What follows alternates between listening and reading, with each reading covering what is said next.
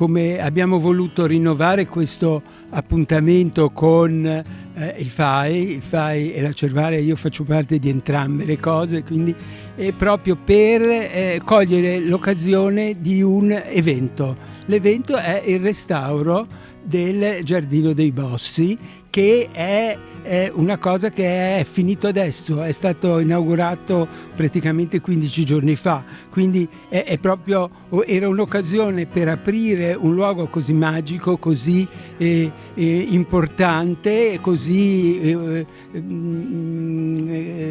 definito per l'attuale immagine della Cervara, a un numero di persone il più vasto possibile. Quindi un grande intervento di restauro, un intervento molto oneroso, molto importante, che ha riportato questo luogo che dal 1361 è un luogo di studio, di preghiera, di raccoglimento, a un luogo di produzione culturale anche. Ci sono molti giovani che sono venuti, molti giovani interessati anche agli aspetti indotti da questo tipo di intervento.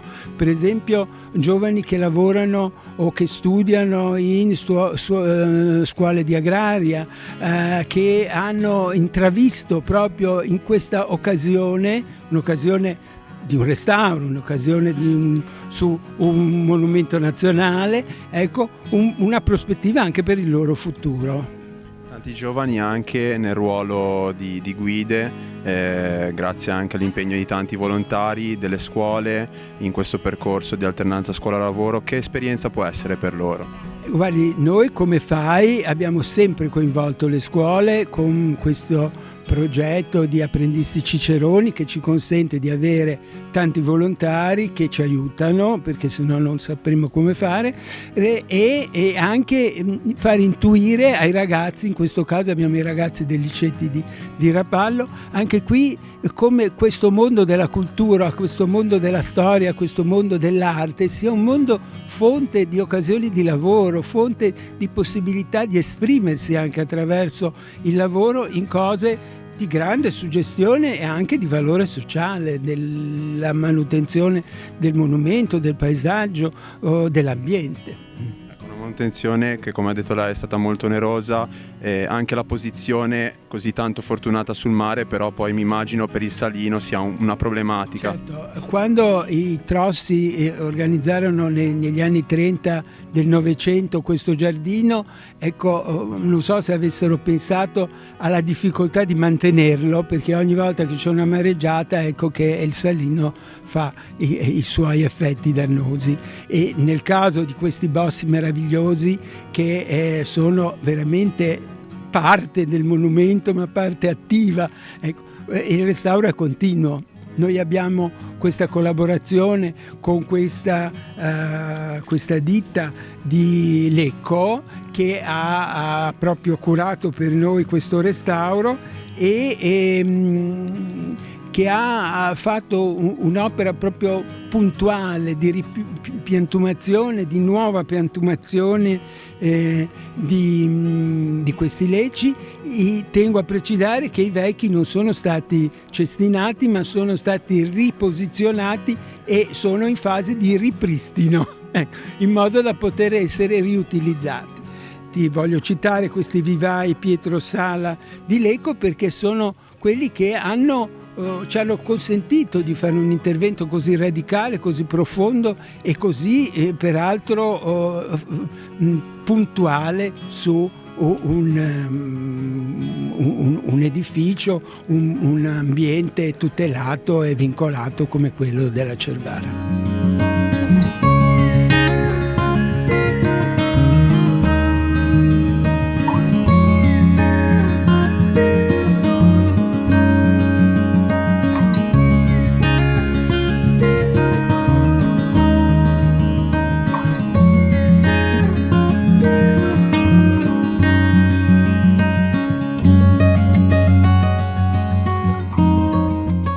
È la tua prima volta? Sì, è la mia prima volta qua, molto felice di esserci, spero di entrare abbastanza velocemente perché la gente è parecchia e niente, speriamo ne valga la pena, come si dice.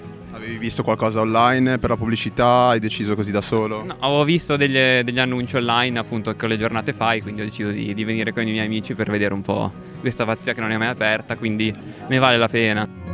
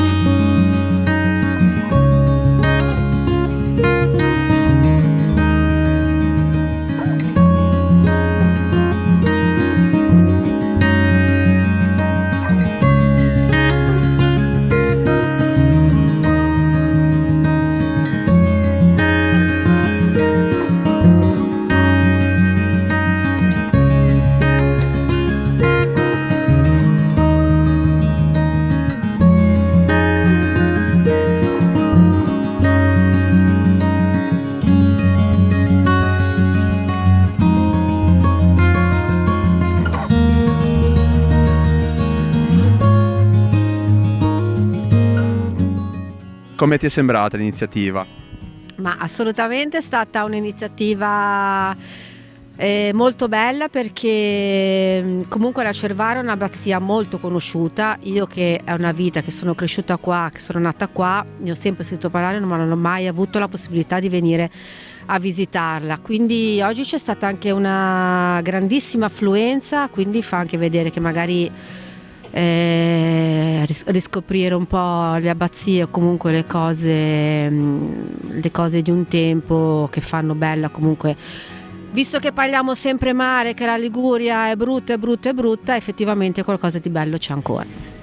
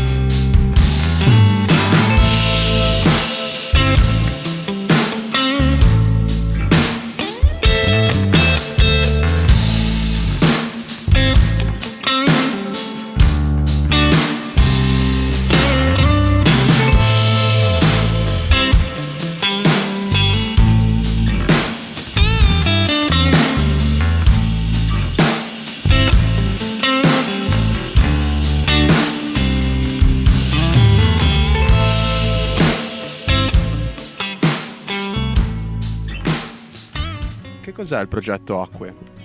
Il progetto Acque è una specie di voler far rivitalizzare qualcosa che nell'Eremo abbiamo trovato quando abbiamo fatto una ricerca storica sul monumento, ma anche sulle pertinenze. E in effetti, dato che l'eremo di Sant'Antonio è un mulino, ci siamo resi conto che c'era uno studio, una cura dell'elemento acqua estremamente raffinata. Per cui poi c'è stata l'occasione del PNRR, che è il perimetro dentro il quale siamo riusciti a fare questo progetto, e abbiamo pensato, con una visione diciamo più attuale, evidentemente il mulino non può più funzionare, l'eremo oggi è un rifugio escursionistico, il fatto di risistemare tutta una parte franata che poi era già terrazzata in una maniera un pochino più arricchita da questo concetto di valutare la risorsa idrica. Noi l'abbiamo valutata all'interno, come vi potranno spiegare, ma da come si può capire anche i tecnici che l'hanno costruito, su un concetto delle pendenze, per fare ciò che in Liguria è sempre stato fatto, ma la cosa, diciamo il concetto un po' cuore di tutto il progetto è quello di preservare queste pendenze. È vero che noi ne ricaviamo una maggior superficie per coltivare, quindi per fare i nostri orti, ma sostanzialmente noi in questo modo impediamo che il territorio a un tempo terrazzato vada a finire in frana con tutte le conseguenze. Tra l'altro qua siamo esattamente sopra il monumento, che lo ricordo è un monumento medievale, quindi anche un monumento vincolato di pregio. Quindi abbiamo fatto questa sistemazione con l'idea di rappresentare, e ne abbiamo parlato anche con importanti geologi, il fatto che i muri a secco fatti a regola d'arte sono esattamente un elemento strutturale, quindi possiamo benissimo, tranquillamente pensare di non usare il cemento. E perché questo, soprattutto nel paesaggio? Perché il cemento ha esattamente l'effetto contrario dei muri a secco, cioè non rallenta l'acqua, non permette al territorio intorno di assorbire l'acqua necessaria per la sua vita, per la sua coltivazione, per il suo manto vegetale, ma al contrario lo devia perché è impermeabile, creando tutta una situazione che in Liguria è evidentissima, perché la Liguria è tutta pendente, di accelerazione di quest'acqua che si va a sommare con altri sbarramenti di cemento e via via così accelerando sempre di più. Di qui quello che noi consideriamo una fatalità, che non lo è affatto, delle bombe d'acqua, cioè il terreno non usato, non manutenuto, non ragionato, e se per sicurezza i muratori ci propongono sempre cemento, dobbiamo renderci conto che abbiamo una responsabilità su quello che poi succede. Questo è un po' il core business del nostro pensiero. Poi tutto il resto è stato possibile grazie al PNRR e alla Regione Liguria, che è l'elemento diciamo pratico della messa a terra di questo progetto. Naturalmente il Parco di Portofino e il Comune di Portofino ci supportano, e questo è stato per noi una grandissima gioia, e ci consentono di fare un progetto, diciamo così, i muretti a secco supersonici, però sia che si può valutare che il muretto può essere fatto in maniera estremamente modesta e con pochi sassi, come li poteva fare un contadino, si può anche pensare che il muretto, con certi accorgimenti, con certe cognizioni, può essere veramente un elemento strutturale. Se poi avrete l'occasione di fare un giro qua, vedrete dei muretti che sono, non so, qui forse dal Medioevo.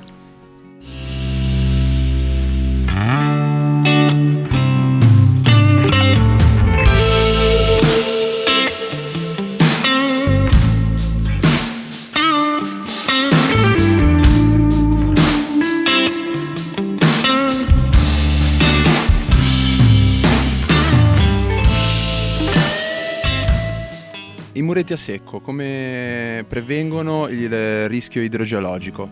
Sostanzialmente il concetto è questo, che i muri a secco, non avendo nessun tipo di legante, obbligano l'acqua a scorrere fra il paramento e la massicciata in maniera tale da 1. rallentarne la velocità, 2. diminuire lo slavamento della superficie del terreno.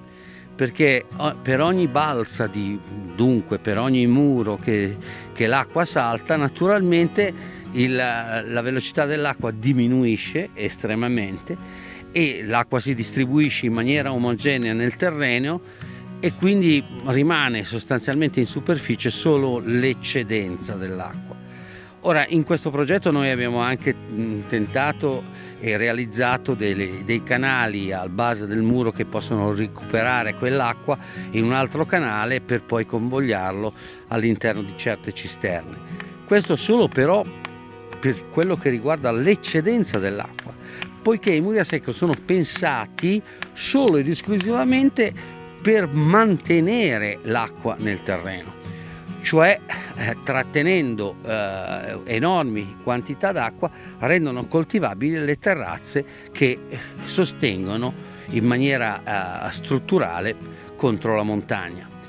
Questa tipologia di costruzione, che risale a epoche estremamente antiche, è una costruzione che si basa sul principio di gravità. In realtà quelli che comunemente noi chiamiamo muretti a secco, ora qui forse avete potuto vedere che qui si tratta anche di muri di una certa consistenza, non sono chiamati muri a gravità.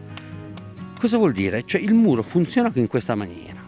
Funziona avendo due assi della gravità. Un asse che è quello verticale del paramento, che non è però mai a piombo sul piano di campagna, e quello dell'asse orizzontale, cioè in questi due assi di gravità fanno sì che il muro riesca a spingere contro la forza idraulica e della terra del monte e al contempo dare resistenza alla provenienza delle acque e alla loro forza di spinta. In questo doppio modo d'essere del muro a secco, il suo principio è quello di riuscire a superare la forza di quello che in termini scientifici, secondo Coulomb, si chiama il cuneo di massima spinta, che è quello che sta dietro alla massicciata del muro. E questo sostanzialmente il concetto fondamentale del muro a secco. Per quanto riguarda invece i fondi, grazie al PNRR si è potuto avviare questo progetto. C'è anche un fondo della Regione Liguria che è iniziato da poco di 9,4 milioni di euro. Come si può migliorare questo sistema di supporto? Allora, ritengo che ci sia un errore di valutazione nel merito del costo per metro quadrato di un tipo di opera, di un manufatto a pietrasecco di questo ordine. Il calcolo che è stato fatto dalla Regione Liguria, e solo esclusivamente dalla Regione Liguria, è di 107 euro per metro quadrato, di cui i fondi rimborsano quello che loro dicono essere il 70%, quindi 74,40 euro per metro quadrato. Questo tipo di rimborso rispetto al costo reale di un muro, come questi che stiamo facendo noi, costa 250 euro al metro quadrato. È un lavoro in gran parte tutto manuale, mai meccanizzato, perché non si può meccanizzare in gran parte della Liguria nulla, e quindi valutare in maniera generale un metro quadrato a 107 euro, a mio avviso, è svilire il mercato da una parte e principalmente la stessa attività degli artigiani che fanno questo tipo di professione.